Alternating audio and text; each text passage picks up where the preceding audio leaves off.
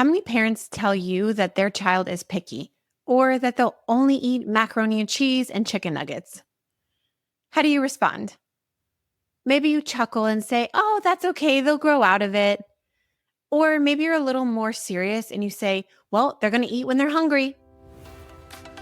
Welcome to the Exam Room Nutrition Podcast. I'm your host, Colleen Sloan, and I'm here to tell you that there is a better way to guide our patients through feeding challenges. The goal of this podcast is to give you answers to common nutrition questions to help you be a more competent, confident clinician. And today, we are unpacking how to respond to a parent who says, "My child is so picky. What do I do?"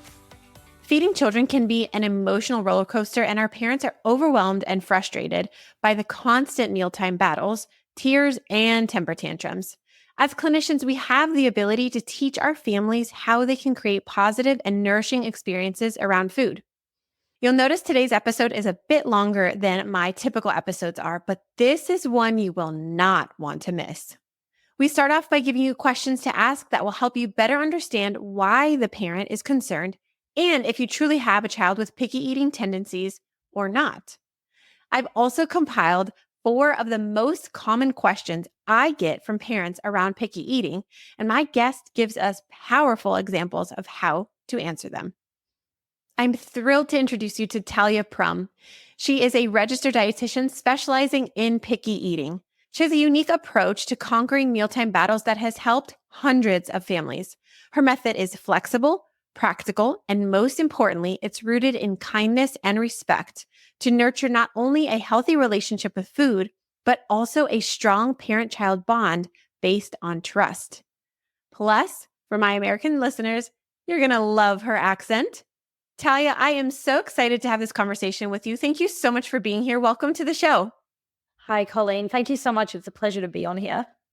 So I wanted to start out with a very common thing that parents will often ask me when I'm doing a well check. When I ask them, "Hey, do you have any concerns with the foods that your child is eating?" They'll almost always respond by saying, "Well, she's picky, but it's okay, I guess. It's normal." So I would love to get into what specific questions clinicians can ask to follow up this statement with to really get more information to find out if it's something we need to be worried about or if it is truly age appropriate. Okay. That's a really, really good first question. The questions that I always ask as a follow-up is, how long would you say that the picky eating has been a problem? Because if we're talking about a 2-year-old child that's been, quote unquote, a picky eater since they were 1 year old, if we look at that they started solids when they were 6 months old, they've been eating for 18 months, and for 12 months of that, they've been picky. That's a huge amount of their life. So looking at it from like a macro lens is the first thing. Like, how is it impacting the child and the parent? Is it affecting your life? And there's many aspects of this as to how it's affecting your life, because you as the parent, it's impacting you. And if it's impacting you, that's not a good thing. If it's impacting your child, where some kids won't eat at school, then it's impacting them socially as well. If you can't go to a restaurant, that's a social impact as well. If it's impacting your mental health, that's a problem, because it trickles down that stress into mealtime. So that's one of the first things to look at. So the other question that I ask that can help give you more context is your child eating a variety of foods from all the food groups? Because oftentimes, and I'm sure you hear this a lot, where parents will say they don't eat any fruit or vegetables, or they only eat carbs and they're not eating meat. So if there's multiple food groups that they're not eating from, or eat one food group they're not eating from, that's another red flag. And if they're not eating a variety, so let's say that they eat bananas and apples, that's not a variety of food from the fruit food group. That's 2. So that's not a big variety. So that also is a problem. So that, in addition to how many foods is your child eating reliably, when you put the 2 together, you can kind of get a good picture. If they're eating 25 foods, you can say, oh, it's not a red flag. But if they're not eating any vegetables and they're not eating any meat, well, that's 2 food groups that they're just not eating from. So that's quite restrictive. And I like to look at it like that, because if the child is eating less than 20 foods, they're probably not eating a variety from all the food groups. But it's going to be very hard for them to get all the nutrients that they need with such a limited diet. So those are the main things that I would focus on. I think that was super helpful and a really important thing for clinicians to remember, because we are inside of our exam room box. We forget that picky eating affects the whole family. And we do forget that mental health aspect of it because, I mean, I'm a parent. I know you're a mom. Feeding kids is hard. Feeding kids is super stressful. Even if they're great eaters, it's hard. And then throw in a picky eater on top of that, it makes it so, so challenging. So I think that's a really key piece for us to remember and to ask about is how it's affecting them as the parents or the family dynamic or what's going on at the dinner table, because that's a really, really important thing to address. Now, I want to first find out, when can a clinician confidently know that the child really isn't picky, even though the mom might say, hey, she's a really picky eater. How can we unpack that to know the child's actually a normal 5-year-old and she's eating just fine? Okay. So there are a couple of things that I wanted to mention here. One is when your child is really young, like young, like 18 months or less, I wouldn't have a problem having this conversation in front of them. But once the child is older than that, like they understand a lot more than we give them credit for. And one of the things that I suggest to parents is not to talk about their child in front of their child in this way, because it can become a self-fulfilling prophecy where the child just identifies themselves. I'm a picky eater. I don't eat vegetables, which is going to make the parent's job way harder when they're at home. So perhaps and I know it can be difficult. Maybe somebody has to stay with the child and you go and unpack this with the parent separately, where it's just the parent and you're not talking in front of the child. And I encourage parents, don't tell your kids that we're working on this together. Don't tell them you've got a dietitian, because we don't want them to think there's something wrong with them. So that's the first thing, which again, like in a clinical setting, no one's probably thinking about this, but I'm thinking about this in terms of how can we make sure that this doesn't become a self-fulfilling prophecy for the child? So try to talk about it when they're not there with you. That's the first thing. And if the parent's telling you that the child's picky, you need to stop and ask them why they think that. What is it that is making the parent say that? Because if you go through those screening questions, for me, those are screening questions. How long have they been picky? How long has it been going on? Do they eat a variety of different food groups? How many foods approximately would you say that they eat? And then if the parent says, oh, they eat about 50 foods, and yet they eat from all the food groups, but they don't eat much variety from veggies. They only eat 2 veggies. I was okay. So what is your main concern? Why is it that you're describing them as picky? Because you might get a lot more information here where the parent says they will only eat pureed food. If they're only eating pureed food, that's definitely a problem if your child is anywhere over 10, 11 months old. That's a problem. So they could be eating a variety that is all blended into a milkshake. That's not typical. That's not normal. That's a problem. So ask them what it is. And oftentimes it could be a texture issue where the parent will say they only eat crunchy food. So that might not be necessarily a huge problem, but it is something that the parent will most likely need help with, because it's not sustainable for the child to only eat crunchy food, that we need to help them work on other foods to be comfortable with other foods. So to come back to your original question of how do we know that they're eating age appropriately, dig a little bit deeper and find out, why is the parent saying that the child is picky? What are they struggling with? And I think whatever the answer is, even if you think it is age appropriate, you might want to ask the parent, what do you feel like you need the most help with? And it might be worth suggesting that they go and talk to somebody so that they feel seen and heard, because that's, as a mum, I'm sure you felt this way as well, where something that you're struggling with, someone will say, "Dad, just grow out of it." But if it's a struggle in your everyday life 5 times a day, it's a problem. I think that's a really important point that you had just brought up, because the parent is telling us that the child is picky for a reason. And in our minds and the definition of picky, they might not meet that criteria. And so just like you had said, it's important to really define and find out, okay, mom, why are you saying that you think that they're picky? Or what is it that your biggest concern is when it comes to feeding your child? Because it might not even be the variety, like you had said, but there might still be an issue around feeding that we do as clinicians need to help them with. And we really just can't dismiss them on that, because it's concerning them and it's affecting them. So I think that's a really important follow-up question to find out, okay, what are you worried about when it comes to their eating? Because it sounds like to me they're not picky. What else is going on? And then like you said, oh my gosh, if they're only eating pureed foods at 2, yeah, they're not picky, but you've got a texture issue going on and there's something else that we need to figure out. So really great answer for that. So now let's go to the flip side. And I know you touched on this before with when picky eating is truly a problem. And you gave us kind of that 20 different foods and a variety of food groups. But what are some other things that clinicians need to either talk about or find out more to determine if this is truly a selective eater, a picky eater, and they need to intervene? Yeah, going back to those original questions, and from there asking the parent why they're so concerned. Because like most of the time when I speak with parents, their biggest concern is their child isn't getting enough nutrients. Is it because their child is not eating any vegetables? Well, then that's a problem. Like that is absolutely a problem. And if they're not eating from a variety of food groups or within the food groups, that's a problem. Sometimes then the parent might tell you they refuse to try things, which is most likely a behavior thing, but a huge part of how we feed children is how we communicate with them. So I'm taking this back out from the very narrow lens that a pediatrician would be trying to tick off criteria. Let's take this out and look at a mealtime, right?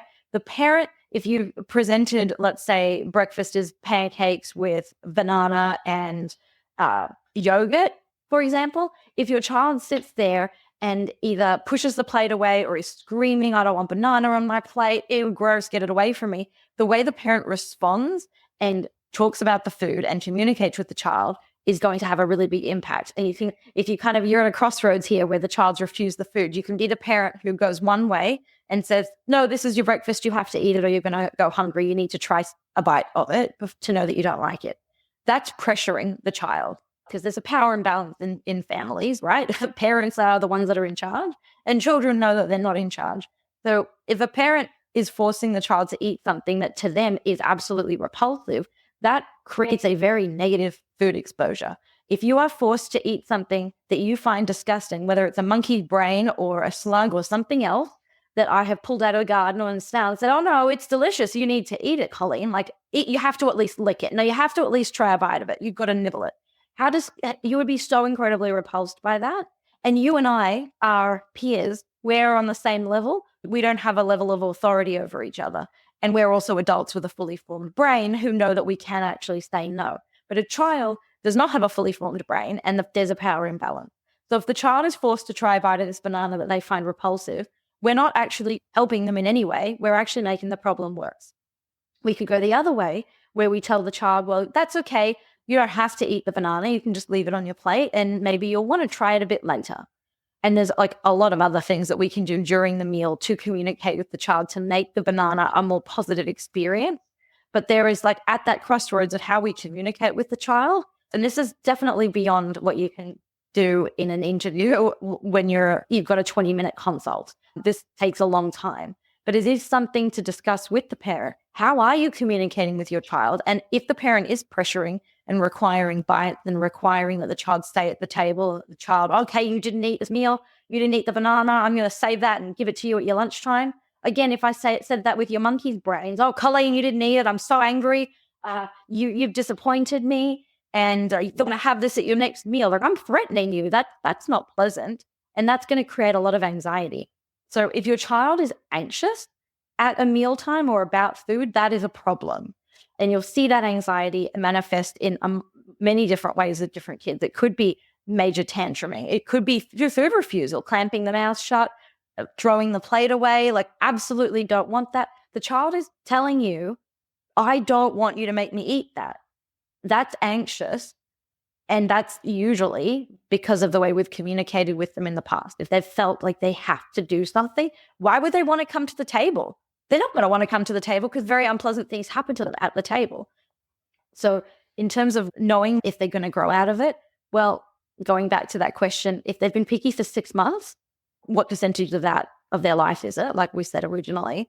But like when we talk about a phase, I liken this to, okay, let's say you've had a really difficult week as an adult and you're like, you know what, I just don't feel like cleaning my toilet today. I'm just not going to do it this week. I'm too tired. I don't want to do it. How long would we let that go on before we said it was a problem? If you leave it for 2 weeks, 3 weeks, by 6 weeks, you might have you might have a very messy toilet in 6 weeks. Is it a phase by that point or has it become a habit and an actual problem? So in terms of a phase, phases shouldn't be lasting months and years. That's definitely a problem. So the length of time is as well. Another thing I wanted to mention here, which I really hope this reaches the right ears, is avoidant restrictive food intake disorder, which is a reasonably new eating disorder that it does affect adults too, but the best time to screen for it is when they're children, which I think it's only been a diagnosed eating disorder for about 10 years in the DSM-5, and there are a lot of doctors that don't know what it is. That's really a problem. So screening for something like ARFID is really important. If the child's not gaining weight, that's another thing. If the child is not gaining weight or if they're stagnant in their weight, that can be a problem. But the thing I tell parents is, and I've worked with parents who have children that are on like the 90th percentile for weight. And so weight is not a problem, but that doesn't mean that pickiness isn't a problem. Because if your child is living off McDonald's, that's a problem. Even if they're gaining weight, that is just an indication that they're getting enough calorie. It's not an indication that they're meeting their nutrition target. Because if they're only eating McDonald's fries, they're not eating a variety of foods from all the food groups. That's a problem. So you really do need to ask more questions as to, you've got to determine if it's a problem. I see that all the time with like the 95th percentile, or really these kids who would be considered overweight or obese, and they are just dismissed because, oh, you're growing fine, your weight looks great. Let's just skip past the nutrition portion. But you're right, they're only eating chicken nuggets and mac and cheese every day for every meal. So it is a problem. I want to get into kind of a rapid fire round where we'll get into really practical questions that I actually get asked almost daily as a pediatric PA. So I would really love for you to help troubleshoot these most common questions that I get in a physical, sort of in some quick light bites that clinicians can kind of fire back to in response for the patient. And if, there's further education and referrals that are warranted, of course, we love our dietitians. And I always suggest referring to a pediatric registered dietitian, especially with a picky eater background who's got this experience. But I know our patients want answers, right? They're coming to us the very first time that there's an issue. So we do want to give them something to at least get the ball rolling and to at least give them some kind of solution and some kind of help and guidance. So I'm excited to jump into these because I literally get asked these questions like every day. So I can't wait to hear how we should answer them. So my first question as a mom, I would say, okay, well, what do I do? I'm literally only putting 2 to 3 pieces of food on the plate or on the table, and she is still throwing the food because the last time I was here, you told me to only put a few pieces on the plate and that will help her from throwing the food, but she's still throwing the food. What do we say as a clinician to that? Okay. And I'm going to try to keep them as rapid as possible. Depending on the child's age, if they're 10 months old, it's going to be a little bit different than if it's a 5-year-old. First of all, it's really good to eat with the kid at the same time with the kids, because then you get to demonstrate, like, I'm not throwing my food. My food's on the table. You can ask them a question like, where does food go if we don't want it? It goes here. And you can show them, like, you can point to their plate, you can point to your plate, and you can say, I'm going to put this banana that I don't really feel like eating right now, I'm going to put it on the end of my plate. And that's it. It's there. And you can do that because remember, like, babies are really smart. They do understand a lot, even though they cannot communicate back yet. So still talk to them like this. If you see them going to throw something off the side of their plate, you can remind them, you can take your hand or put your hand out to the side as well. I remember doing this with my kid when she was about 10 months old. Where does the food go? It goes in our mouth or it goes on our plate. You can redirect them in the positive way, not try to stay away from, don't throw that. Because the last thing they hear is, throw that. So try to stick with the positive. Where do I want you to put it? What do I want you to do? And focus on that. Please keep your food on the plate. And you can, depending how old the child is, even a 5-year-old actually, you might need to do this. You can guide their hand back to the plate and say, please put it on the plate. Please put it here. Try to avoid the no thank you bowl. It can be a useful strategy for some kids, but sometimes it actually makes things more problematic where the kid just automatically puts everything they don't want in there and they'll never go back to it. So please start with a designated spot on their plate. You can put it here. Tell them what you want them to do. That's the first thing. Start with that. And one more thing that you can do with an older child is give them a little bit more autonomy. They want autonomy. They want to feel like they're in charge. So let them pick what goes on their plate. You could say, would you like 1 piece of banana to start with, or would you like 5 pieces? And let them decide. And it's harder for them to say no versus, do you want banana? They'll just say no. Keep this in your mind. You never ask the child, do you want to clean up your toys? No, you never ask that. You ask, would you like to help me clean up your toys now or in 5 minutes?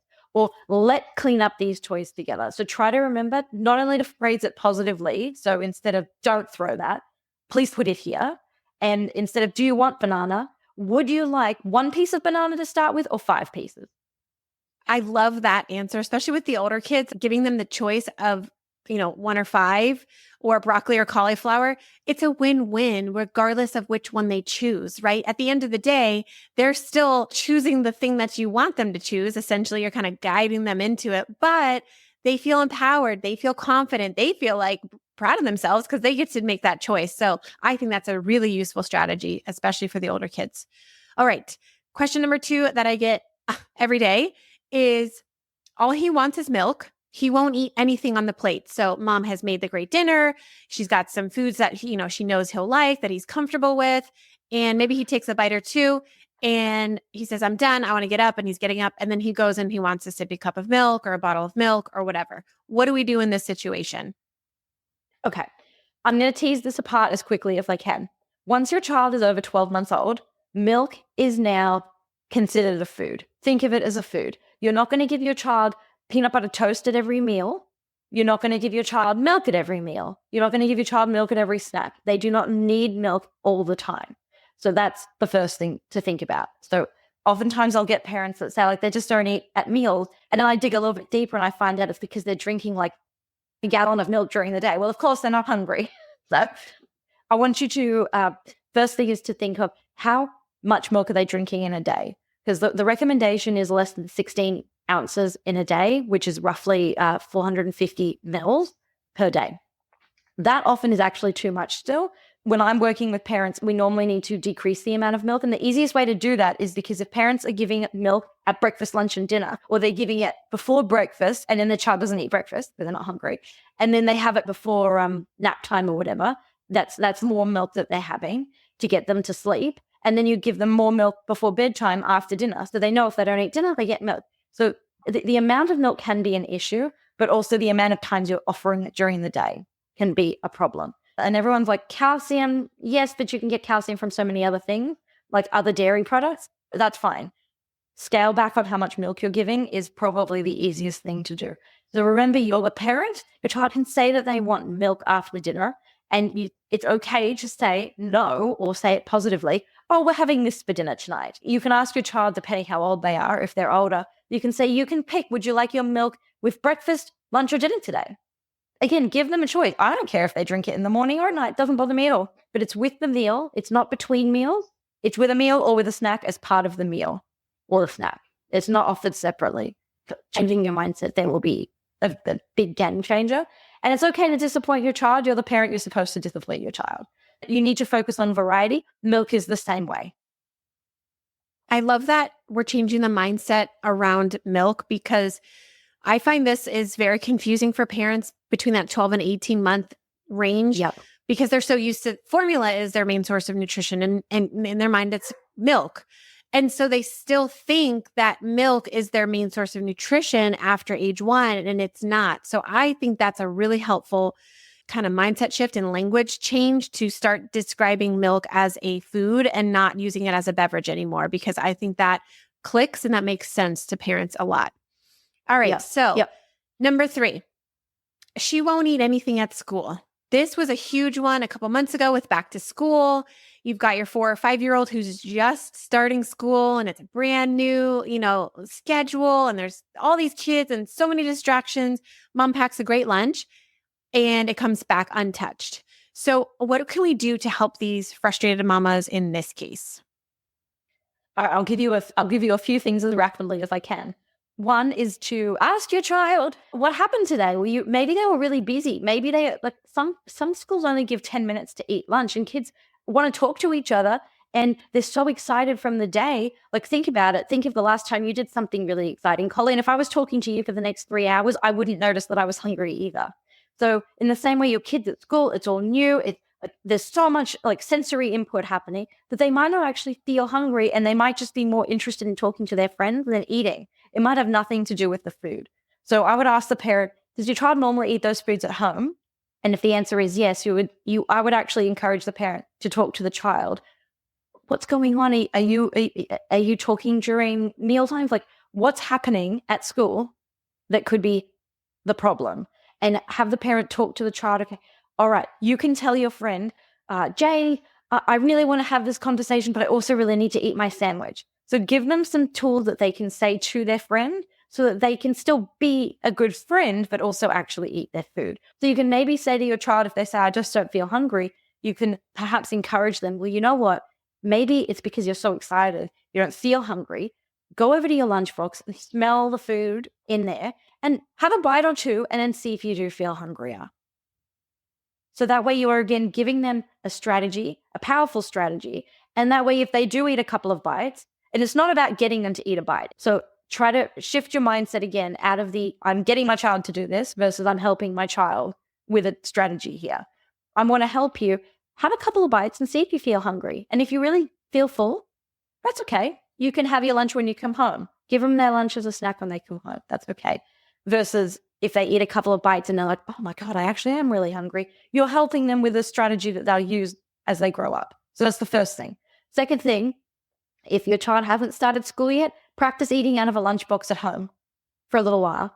If your child's already at school, do it on the weekend. And I know lunchboxes are a pain in the bum to clean, but it can be helpful. Go on a picnic or picnic outside, picnic on the floor. I don't care where you picnic, but eat it out of a lunchbox so that they can just get used to what that is like, because it is different than eating it off a plate at a table. So you can help them practice that at home. Oh, those are so good. I love the lunchbox idea because that's kind of big and scary for kids too, right? If they've never done this before, it's like, what is this Mary Poppins bag with all these treats and stuff in it? And how am I supposed to navigate all this? Or they sometimes even forget that that's what they're supposed to be doing at that time. So really, really helpful. And I just absolutely love, Thalia, how you equip parents to give their child the tools, because ultimately we are trying to train up our children to be functioning, healthy adults with a great relationship with food, right? And so as parents, it is our job to do that. And I really, really love how you change parents' communication and you really equip them with strengthening their child's confidence and their ability to make decisions around food. So I think that's a really, really helpful thing. And I really admire that about you. So thank you for bringing that up. Thank you. And I've actually got one more rapid fire thing. When you're packing the lunchbox, if you do it at night, the night before, give your child some input at this point. Like for me, I've got a 5 and a 7-year-old at the moment, and I will ask them at night, hey, what would you like in your sandwich tomorrow? And I give them a couple of options. Try not to leave it too open, because that's it might be too much for them to decide. Hey, what would you like in your sandwich tomorrow? Avocado. My child likes avocado and Vegemite because I'm in Australia. If you can send peanut butter, give that as an option, or a different seed butter or something. So give them some choice. Or in the morning, you can show them their lunchbox and say, okay, this is what I've packed for you, just so that they have another, again, all about the exposures, just so that they can see what's in there and it's not a huge surprise when they go to open it up. That's my other quick tip.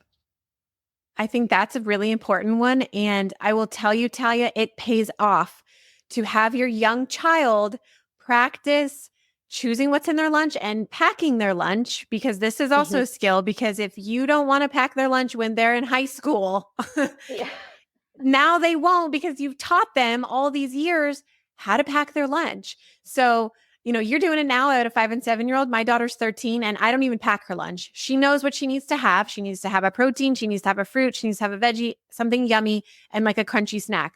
She's been doing her lunch since she was probably in like 4th or 5th grade.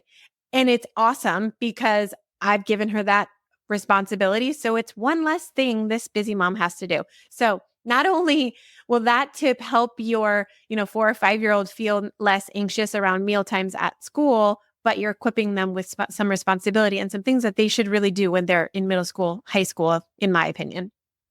Yeah, they can help you pack the lunch too. Go and pick the fruit that you want and let them put it in their lunchbox. So that way they know it's in there. And again, you've given them some autonomy. You don't care what fruit they take. I mean, I don't think you do. Like, take an apple, take a pear, whatever. You just pick the one that you want. Maybe they don't feel like an apple that day. Maybe they've got a wobbly tooth. Give them a pear. Like, let them have a bit of control where they can. Yep. I love that. Okay. We're ending on a really, really big one. And I love how you've just been like rapid fire, because I know your brain is so full of all these awesome ideas. And so this one comes up a lot. And I know there are actually a lot of different opinions and ways to handle this, but I actually really like how you handle dessert. So how do I offer my child dessert? Okay. Contextually, again, the American Academy of Pediatrics recommends no added sugars or sweeteners till the child is 2, and that is so that they can have nutrient-dense foods, because if you're giving them ice cream, for example, that has a lot of like quote unquote calories, energy, but not a lot of nutrients. So that's the reasoning behind that. But that being said, especially if you've got older children, that's not always practical. So there's like a few things to tease apart here. First of all, the easiest thing is when you are giving a dessert type food, first off, just call it by its name. Please don't call it a treat and start refer to it as a treat or a fun food. I don't understand why parents do this because it's the food we don't want children to eat a lot of. So why do we call it a fun food? I don't get it. Just do yourself a favor and just call it by its name. Cake or ice cream. Put it on the plate with whatever meal or snack you're offering it with. You don't have to offer dessert every day. People will hear this and they'll say, well, what if I don't give dessert every day? You don't have to give dessert every day. If you are planning to offer cake or muffin or something, cupcake, whatever, just whenever you do it, put it on the same plate with the other food. It does not need a separate plate. Yes, especially a younger child, they don't care if they mix their curry with their ice cream. Let them not have that preference. That's a beautiful thing. Let them eat those things together. Just because you think it's gross doesn't mean they do. Let them just do it. It's okay. So that's the easiest thing, is putting it on the plate. That normalizes it as just another food, and it will help them in the long run with having a positive relationship with food. Because just to think about it, right? If you save it till the end, the child is either going to not eat much of their main food so that they are hungry for dessert, which is not what we want, or they're going to eat their normal food and eat it all till they're full, and then you're going to give them dessert and they're going to eat beyond being full, which is not what we want either. So you're just kind of shooting yourself in the foot no matter what you do there. So just put it on the plate right from the beginning when you start offering anything quote unquote desserty. That's the easiest thing to do. I think that's really helpful. I know you addressed this on Instagram, so I want you to just touch on it because it's the kickback that clinicians are going to hear. And I'm sure you're reading my mind is, yeah, well, my child is only going to eat that cupcake or that cookie. So what's our response to that? First of all, ask them if that's happened, because a lot of times parents just say, my child will only eat that. Give your child some credit here. So try it first and see. And I want you to also remember, your child didn't learn to walk in a day. They didn't learn to roll over in one day. They practiced it for a long time. This is also practicing. Food is practicing. Food is an experience. It practiced. Okay, when your child was a baby and they started eating solid, they didn't just go from drinking liquid milk to going, a piece of beef. I know exactly how to chew that and swallow it. And I'm like, they don't know what to do because it's quite a complicated thing to swallow something. So they needed practice. And in the same way, your child needs to practice this too. So first of all, I would ask them, have you tried it? What's holding you up from trying it? That's probably what's holding them up. I would say, you know what? Go with it. Try it for a couple of weeks and see how you go. Give your child the benefit of the doubt. Maybe they'll surprise you. Oftentimes the kid will surprise you. And then the second thing is sometimes you do have kids that will be like, I want more cake. I want more cake. Give me more cake. Give them more. Unless there's a reason, if you only had 4 cupcakes and there's 4 of you and everybody gets a cupcake, if there's really only one each, that's fine. But if you made a batch of 20 cupcakes that you intended to freeze, some of them, maybe you can say in your mind, well, you know what? We could do 2 or 3 cupcakes each, depending how big they are. I'm not talking a Costco-sized cupcake. I'm talking about like a mini one. If it's a Costco-sized one, cut it up into quarters. That way, when they go back for a second piece, it's not actually a second entire enormous thing. So start with an appropriate sized portion so that you feel more comfortable giving seconds or even thirds. And there will be a point, like let's say this is my second child. We just made like a muffin or like a cup, like whatever, brownies or whatever, and it's right alongside a main meal of dinner. I want another piece. I'll say, okay. If it's up in the kitchen, which is usually where I leave it, I'll say, I'll go and get you another piece in a minute. I'm still eating. Give me a minute. I'm hungry and I'll get you some more. So you've created a little bit of space there. Then go and get them the other second piece and bring it over. Don't make it a big deal. Don't say it's too much sugar. Please don't even talk to kids about sugar. Then don't mention treats. Don't talk about sugar. Just talk about the food that it is. Give them a second piece. And if, let's say they gobbled that up, if it was my second child, gobbled it all up, I want another one. This is where I might say, okay, I'm going to give you one more piece. And then after that, we're going to save the rest for tomorrow. Otherwise, we won't have any for tomorrow. Or there might not be enough for us all to share. My other child has only had one piece. She's going to want another piece too.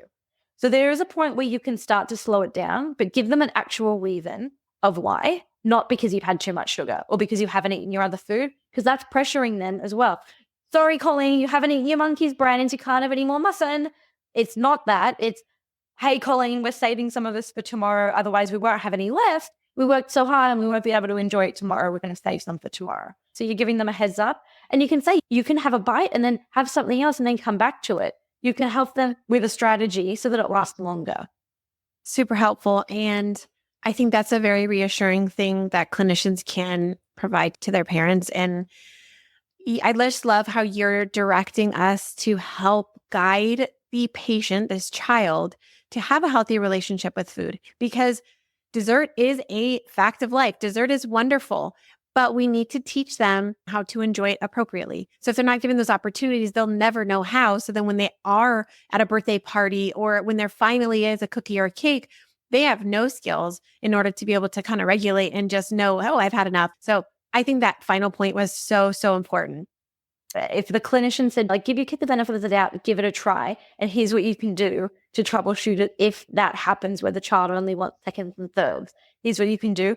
We want the child to feel empowered, but we also need the parent to feel empowered, and that's really important as well, because we feel desperate if we don't know what we're doing. We do need a plan. Like a lot of the clients I work with, they just want a plan. What do I say when my child asks for his third or fourth Oreo and I don't want to give him anymore? They just need a plan on what to say. Otherwise, that's when out of desperation, the parent will say, you've had too much sugar, you can't have any more Oreos. And that makes the Oreos more wanted, more fun. And I don't want my other food because this Oreo is the thing. So helping parents with how to navigate those conversations, even just at a basic level, is really helpful.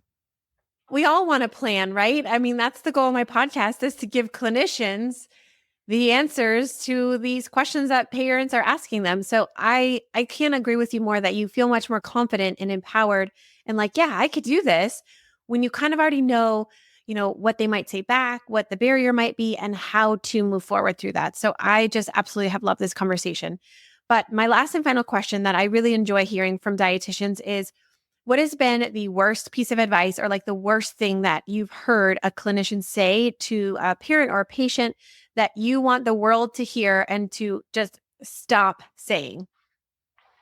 It has to be two things. One, the picky eating is just a phase and they'll grow out of it. It's generally not true. And I'll give you the reason. That's because the way that the parents communicate with the child can make it worse. And it's out of desperation, I want my child to eat these vegetables, so I force them to eat them. But that's going to cause the problems to become worse. So when a doctor tells a parent that it's just a phase, that actually is more likely to make the problem worse. And the other thing that is definitely by far the worst thing, which was basically starve it out. One parent told me that their child wouldn't eat eggs. The parent told me their doctor said, just let them get really, really hungry and then offer them the egg and they will eat the egg because they're so hungry. Some children will legitimately not eat all day if all you offer them is the thing that they don't want to eat. There's a reason they don't want to eat it. And for some children, like we didn't even touch on neurodivergent children here because feeding issues are very high and very common in children that are neurodivergent. And children who are neurodivergent, like I've worked with these parents, I've seen these kids where they legitimately won't eat for 12 hours in the day, even though they're active and running and they are hungry. They do feel hunger, but they will legitimately not eat if it's a food that they don't believe that they can eat, whether it's a mixed dish, whether it's egg, it doesn't matter what it is. So suggesting to a parent to starve their child into eating something is so bad for their mental health, for the parent, because most parents will say, I broke, I gave in and gave them something they would eat. So the parent is ultimately going to feel like they've failed. And you're also setting up this battle between the parent and the child. I'm gonna starve you out, and the child says, I'm not going to eat that. So instead of having the child and the parent on the same team, you've put them on opposing teams where everyone is set up to fail. And I've actually heard the second one said a lot. And it's, well, they'll eventually eat. They'll eat if they're hungry enough. And I really am so grateful for you for explaining like the why behind why they probably won't do that, especially if you're just trying to offer them that same food that they didn't want to put in their mouth before. I promise you, if you're trying to get me to eat monkey brain, I will fast all day long. I won't touch it. So it's the same concept. And I think that example that you started with was so eye-opening and easy to connect with for clinicians. Well, Thalia, I have completely love this conversation. We could have talked probably for 6 more hours. And I know there's so many other topics and things we could unpack, but I would just love for you to share, where can people find you? Where can we hang out with you on social media, your website, all that fun stuff?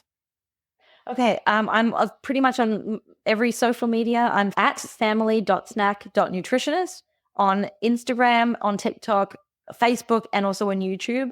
I've got a lot of longer form videos on YouTube that are more coaching videos. If your child is throwing food, what can you do? How to set up what I call the mealtime roles, which, if you've heard of the division of responsibility, that's the principle of it, but it includes the stuff that we talked about with dessert and allowing them to get the order that they eat their food and giving them that autonomy as well.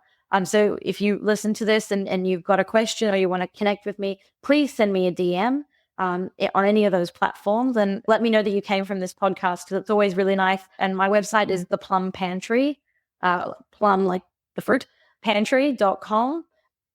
Thalia, this has been so fun. I've really enjoyed chatting with you. I would absolutely love to have you back on. But for now, thank you so much for giving me the gift of your time. I know you're a busy mom, so I'm really grateful that you spent this time with me. Thank you so much.